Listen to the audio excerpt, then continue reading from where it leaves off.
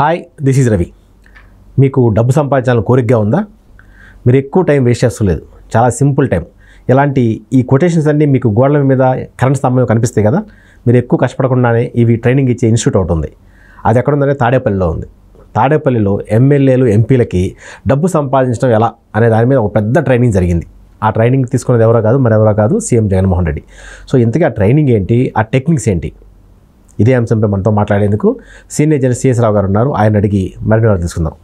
Sir నమస్కారం. Sir నమస్తే sir. డబ్బు సంపాదించడం ఎలా ఇప్పటి వరకు ప్రపంచంలో చాలామందికి అర్థం కానీ, ఇంకొంతమందికి అయితే జీవితం మొత్తం కష్టపడిన అర్థం కానీ ఒక టెక్నిక్ ఇది. కానీ ఆ టెక్నిక్ చాలా సులువుగా క్రాక్ చేశారు జగన్మోహన్ రెడ్డి.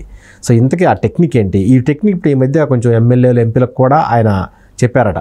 సో ఏంటి సార్ ఆ టెక్నిక్? సో ఆయన ఇచ్చినటువంటి ట్రైనింగ్ గురించి కొంత చూచాయిగా రాధాకృష్ణ గారు తన కొత్త పలుకు ఆర్టికల్లో ప్రస్తావించారు.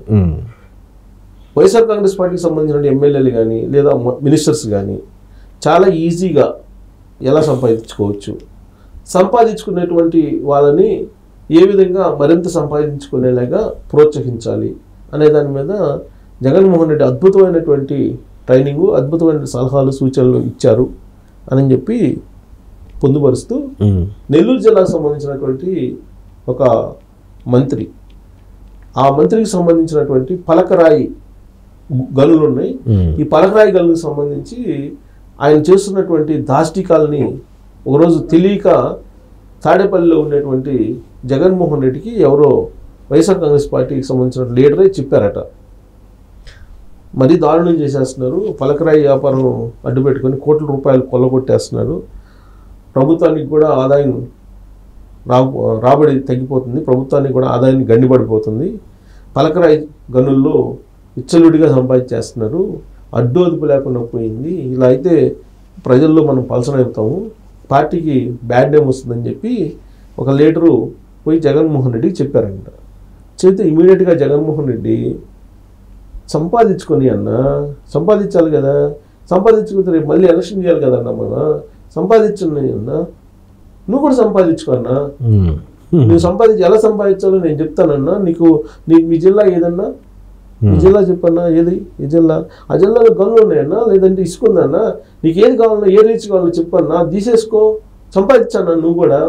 ఆయన సంపాదించుకున్న ఆయన గురించి నువ్వెందుకన్నా చెప్తుంది, సంపాదించని అన్నా, మనకు మంచిది కదా సంపాదిస్తే అని అంటే, అది కాదు పబ్లిక్లో మనకి డ్యామేజ్ వస్తుంది, పబ్లిక్ అంతా బ్యాడ్గా అనుకుంటున్నారు, ప్లస్ గవర్నమెంట్ రావాల్సిన ట్యాక్స్ కూడా రాలేదంటే, అన్న గవర్నమెంట్ గురించి ప్రజల గురించి ఆలోచిస్తే అట్టన్నా, సంపాదించుకుంటే రేపు మళ్ళీ ఎలక్షన్లో ఖర్చు పెట్టాలి మనం, ఎవరు సంపాదించుకునే వాళ్ళు సంపాదించుకోవాలి, సంపాదించుకోకపోతే అట్టన్నా, సంపాదించుకునే మార్గాలు బోల్డెన్ ఉన్నాయన్నా, అలా సంపాదించండి మీరు కూడా, ఆయన గురించి మాట్లాడటం మర్చిపోండి మీరు అని చెప్పాడంట.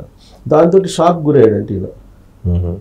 షాక్ గురయ్యి ఆయన జిల్లాలో ఇప్పుడు కొంతమందికి ఏంటంటే పదవులు వచ్చినా కానీ డబ్బులు ఎలా సంపాదించాలనేది అర్థం కాదు, అవకాశాలు కళ్ళెదురు కనపడుతున్నా కానీ వాటిని డబ్బుల రూపంలో ఎలా మలుచుకోవాలో అర్థం కాదు చాలామందికి. కొంతమందికి మాత్రమే ఆర్ట్ ఉంటుంది.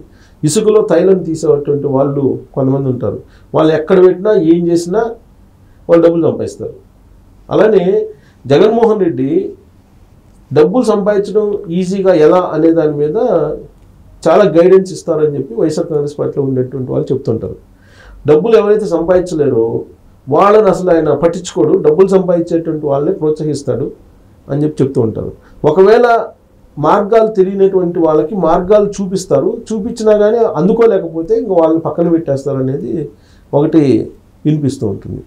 ఇప్పుడు తాడేపల్లిలో తీసుకుంటే, తాడేపల్లిలో ఉండేటువంటి ఒక 5-6 కీ పర్సన్స్ని తీసుకుంటే, ఒక మామూలు స్థాయి నుంచి వచ్చినటువంటి వాళ్ళే కదా. 20 సంవత్సరాల క్రితం వీళ్ళందరూ జీతాలు మామూలుగా ఉద్యోగాలు చేసే వాళ్ళే కదా మనలాగా.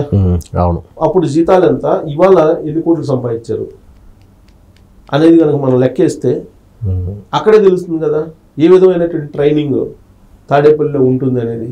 ఇప్పుడు మన కళ్ళెదురు కనిపిస్తున్నటువంటి ఒక 7-8 మంది తాడేపల్లిలో ఉండేటువంటి 7-8 మంది కీ రోల్లో ఉండేటువంటి వాళ్ళనే తీసుకుంటే, సార్ నేనైతే పేర్లు ప్రస్తావించను కానీ నాకు 2001 ఆ ప్రాంతంలో ఒక మామూలు మండల స్థాయి లీడర్గా కనిపించినటువంటి ఆయన నా ఆఫీస్కి కూడా వచ్చేవాడు. ఆయన నా ఆఫీస్కి కూడా వచ్చి నా కోసం పాపం వెయిట్ చేసేవాడు. నేను బిజీగా కొంత ఆర్టికల్స్ అవి ఫైల్ చేసుకుని బిజీగా ఉంటే అరగంట గంట ఉండేవాళ్ళు, వెయిట్ చేసేవాళ్ళు.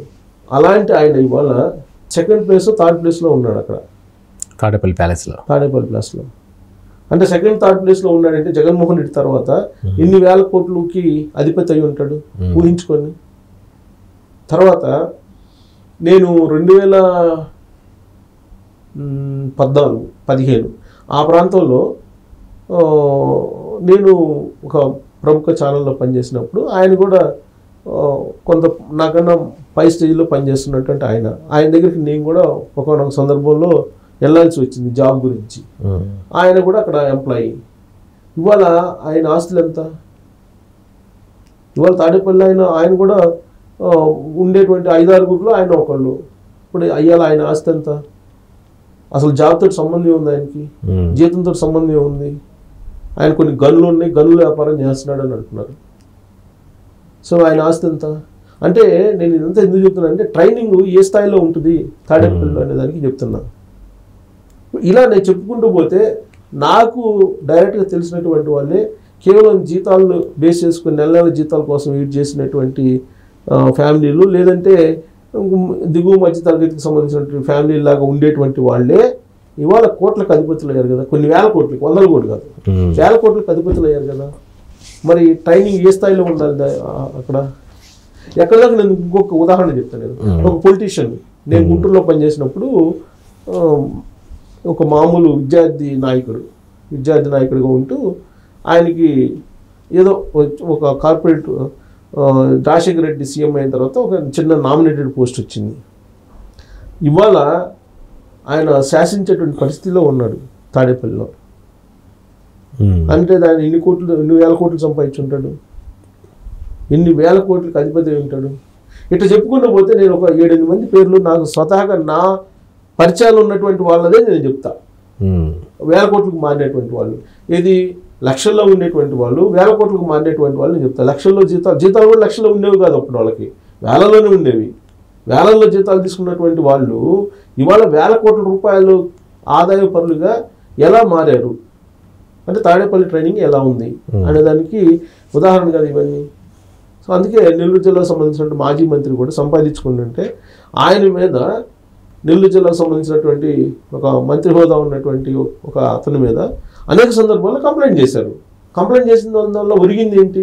విపక్షాలు కూడా కంప్లైంట్ చేసినాయి. లాస్ట్కి ఆ మధ్యకాలంలో ట్రాన్స్ జెండర్స్ ఎవరైతే ఉన్నారో వాళ్ళతోటి అక్కడ విపక్షాలను కొట్టియడానికి కూడా ప్రయత్నం చేశారు. అటువైపు రాకుండా గనుల దగ్గరికి రాకుండా కొట్టించడానికి ప్రయత్నం కూడా చేశారు. అంటే ప్రజా సంపదను దోచుకుంటే తనది కాదు, తనకు సంబంధం లేదు. ప్రజా సంపదని ఎవరు ఎంత దోచుకుంటారో అంత దోచేసుకోండి, అంత సంపాదించుకొని పార్టీకి ఖర్చు పెట్టండి, పార్టీకి నిలబడండి. నా సొంత డబ్బు తీసుకోకుండా ఉంటే చాలు. మీరు సంపాదించిన దాంట్లో నాకు వాటా, లేదంటే మీరు సంపాదించిన దాంట్లో పార్టీకి పెట్టండి. అంటే ప్రజా సంపదని, ప్రజల సమాజాన్ని రక్షిస్తాడని, కాపాడుతాడని ప్రజలు ఓట్లేసి గెలిపిస్తే ప్రజా సంపదను మీ ఇష్టం వచ్చినట్టు దోచేసుకోండి, ఇబ్బంది ఏం లేదు. ఇంకా నలుగురిని ప్రోత్సహించండి, మన పార్టీకి ఉపయోగపడతారు అనేటువంటి యాంగిల్లో ట్రైనింగ్ ఇస్తుంటే ఇంకా ఆయన ఏమనాలి? నమ్మాలా జనం? ఇంకా ఆయన ఏమనాలి? సో అలాంటి ట్రైనింగ్లో ఎదిగొచ్చినటువంటి మాజీ మంత్రులు కొంతమంది ఇవాళ చక్రం తిప్పుతున్నటువంటి పరిస్థితి తాడేపల్లిలో. అంటే తాడేపల్లి ట్రైనింగ్ అనతి కాలంలోనే వేల కోట్ల రూపాయలు ఏ విధంగా సంపాదించాలనే దానికి ఒక కేంద్రంగా తాడేపల్లి ఇప్పుడు కనిపిస్తూ ఉందని చెప్పి మనం విశ్లేషణ చేసుకోవచ్చు. ఓకే, డబ్బు సంపాదించడం ఒక ఆర్ట్. అలాంటి ఆర్ట్ని సక్సెస్ఫుల్గా ఇంప్లిమెంట్ చేసే వాళ్ళని ఆర్టిస్టులు అంటారు. సో ఆర్టిస్టులు అందరూ వైసీపీలో ఇప్పుడు ఫుల్గా ఉన్నారు. మరి రాబోయే రోజుల్లో ఆర్టిస్టులుగా ఉండకుండా మళ్ళీ కొంచెం తగ్గించి వాళ్ళకి తగిన బుద్ధి చెప్పే విధంగా ప్రజల నిర్ణయం తీసుకోవాలి. Thank you.